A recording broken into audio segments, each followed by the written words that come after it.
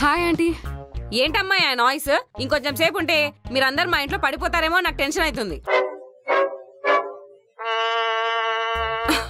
Dance practice చేస్తున్నావా aunty? కింద మా పిల్లోడు ఎగ్జామ్స్ కి ప్రాక్టీస్ చేస్తున్నాడు. మీరు జిగేల్ రాని మ్యూజిక్ పెడితే వాడు చదువుకోవద్దా? డిస్టర్బ్ చేస్తున్నారు అందరినీ, కిందోళ్ళని పైనోళ్ళని. ఉండనియరా ఇక్కడ? అపార్ట్మెంట్ అన్న తర్వాత అందరూ ఉంటారు, కొద్దిగా కామన్ సెన్స్ తో బిహేవ్ చేయాలా. ఏంటిది కామన్ సెన్స్ ఉండదా నీకు? చదువుకున్న పిల్లవే కదా, ఆ మాత్రం తెలీదా? ఆ గెంతులేంటి దన్ దన్ దన్ దన్ దన్ అని? సర్లే మెల్లిగా చేసుకోండి, వాల్యూమ్ తగ్గించుకోండి అమ్మా. అసలే కింద మాకు డైనింగ్ టేబుల్ ఉంది.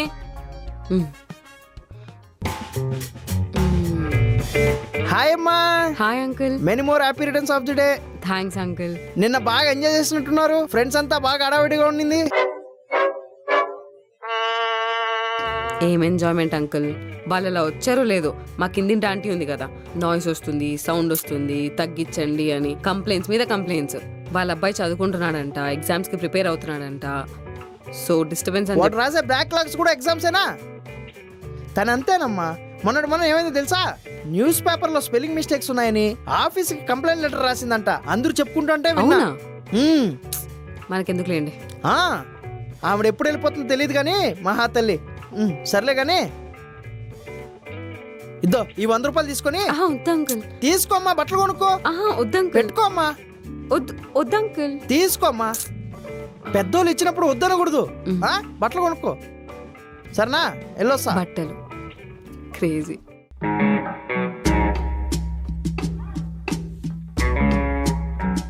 రే రాము, రే బండి తొడమంటే తోడు మళ్ళీ 1వ తారీఖు రాగానే జీతాలు తీసుకోవడానికి సిగ్గు లేకుండా చేస్తారు. మళ్ళీ కోపిష్టి అంటారు. చేసే పనులన్నీ ఇలానే తగలడతాయి. వచ్చాక చెప్తాను నీ సంగతి. నీ ఏంటి ఇది మీకు తెలుసా? ఆ పద్మాన్ని కలిసేసి వచ్చా.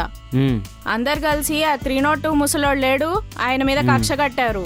అందరూ బాగా కోపంగా ఉన్నారు. పద్మ అయితే ఏమనిందో తెలుసా? అతని పైనుంచి కిందికి తోసేస్తా అని చెప్పింది.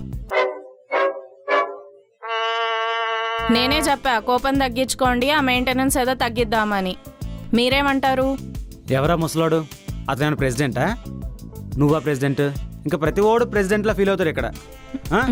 వాళ్ళు ఇచ్చే 1500 ఏదో పెద్ద ఆస్తులు ఇచ్చినట్టు ఫీల్ అయిపోతారు ప్రతి ఒక్కడు ఇక్కడ. అయినా మీటింగ్ ఉంది కదా మనకి, అప్పుడు చెప్తాను ఒక్కొక్కరి పని. మీ ఇష్టం వచ్చింది చేసుకోండి. ఇవే తగ్గించుకో. ఏంటండి గౌతమి గారు, చాలా రోజులకు కనిపించారు, ఎలా ఉన్నారు? బాగున్నా, మీరు ఎలా ఉన్నారు? నేను బానే ఉన్నానండి. అసలు ఎన్ని జరుగుతున్నాయి అపార్ట్మెంట్ లో, మీకు ఏమన్నా తెలుసా లేదా? మొన్న బ్యాచులర్ వాచ్మెన్ తో గొడవేసుకున్నాడు. అది కాకుండా మా పై ఇంట్లో ఒక అమ్మాయి ఉంటది కదా, ఆ అమ్మాయి ఒకటే దుంకుతుందండి. అసలు ఏమని చెప్పను, ఎన్నని చెప్పను. ఇవన్నీ నాకెందుకండి, అమ్మాయికి వెళ్ళి చెప్పొచ్చు కదా. అదేంటండి, ఒక అపార్ట్మెంట్ లో ఉండే వాళ్ళ మా మాత్రం చెప్తే ఏంటి? ఇంతకీ మీరు మీటింగ్ అయినా వస్తున్నారా? దానికి కూడా టైం లేదా? చూస్తానండి, టైం ఉంటే వస్తా. ఈవిడ బ్యూటీ పార్లర్ పోవడానికి మాత్రం టైం ఉంటది. వాడొక ఇండియా ప్రెసిడెంట్, ఇదొక లోక్సభ మీటింగ్. వీళ్ళు ఓవర్ యాక్షన్ తట్టుకోలేము. సరే మొదలు పెడదామండి. మన ఫస్ట్ ప్రాబ్లం, బిల్డింగ్ చాలా పాతది అయిపోయిందండి. మనం ఈ మంత్ పెయింట్లు వేయించాలనుకుంటున్నాం. సో ఈ 1500 నుంచి 3000 చేస్తున్నాం మెయింటెనెన్స్. ఈ మంత్ ఒక్కటే. పానుకి సున్నం వేయించడానికి చిల్లి గవ్వలేదు, వీళ్ళ ఇంటికి పెయింట్లు వేయిస్తారంట. నాది పెంట్ హౌస్ సింగిల్ పోర్షన్ కట్ జోన్స్ అంకుల్. నా దానికి కలర్ వేసిన కూడా కనిపించదు.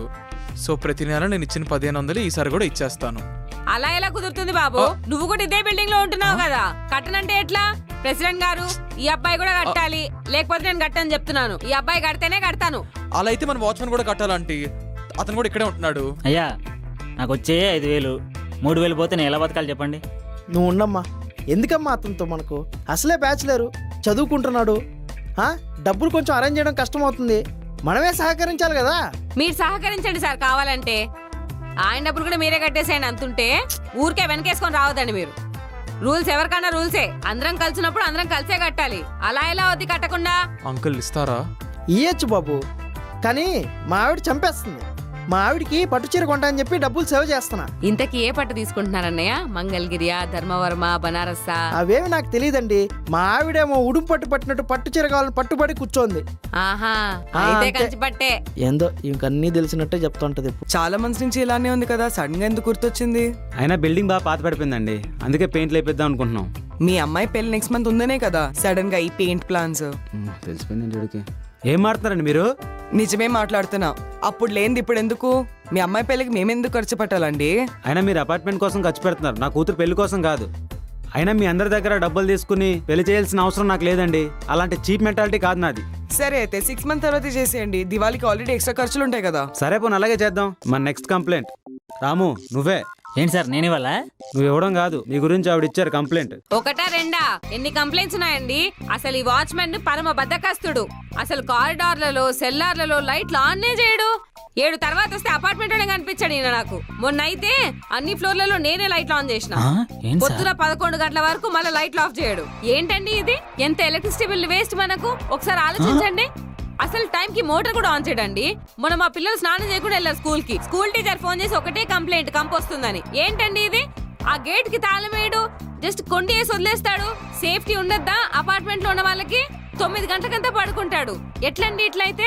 ఏంటి రాము ఇది? లాస్ట్ వన్ నీకు ఇది అని టైం చేయాలి నువ్వు. మీరు కూడా జీతం టైంకి ఇస్తే బాగుంటుంది సార్. మరే ముందు పని కరెక్ట్ గా చేయి నువ్వు. ఈ కౌంటర్లకేం తక్కువ లేదు. మేడం నేను మనిషినే మేడం, నాకు పనులుంటే నేను మర్చిపోతుంటాను. అసలే ఆ పెంట్ హౌస్ బాబు ఉన్నాడే, నైట్ 12 దాటాకు వస్తుంటాడు. ఆయన గేట్ దానికే సరిపోతుంది, మార్నింగ్ లేట్ అవుతుంది మేడం. అర్థం చేసుకోవాలి మీరే. నీ పని అది కదా రాము, నీకు వేరే పనులే ఉన్నాయి. మీరు కూడా అసోసియేషన్ ప్రెసిడెంట్, మరి ఇక్కడే ఉండాలి. మరి ఆఫీస్కి ఎందుకు వెళ్తున్నారు సార్ రోజు? ఆ? ఎవరికి ఉండేది ఆడుకుంటుంది. ఇగో నువ్వు అన్ని పనులు సరిగ్గా చేయి, నీకు కూడా టైంకి శాలరీ వస్తుంది. సరే సార్, మీరు ఎట్లా అంటే అట్లా.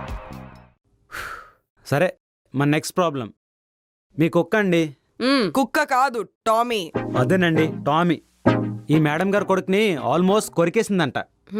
అసలు ప్రపంచంలో ఉన్న ప్రాబ్లమ్స్ అన్ని ఈవిడికే ఉన్నాయి. ముందు ఈవిని బయటకు పంపించేసండి, సగం ప్రాబ్లమ్స్ స్పాట్ లో సాల్వ్ అయిపోతాయి. ఏంటండి? మీరుండండి రగ్ గారు. అవునండి, ఆ కుక్క అంతా ఇంటి ముందంతా చెత్త చెత్త చేస్తుంది.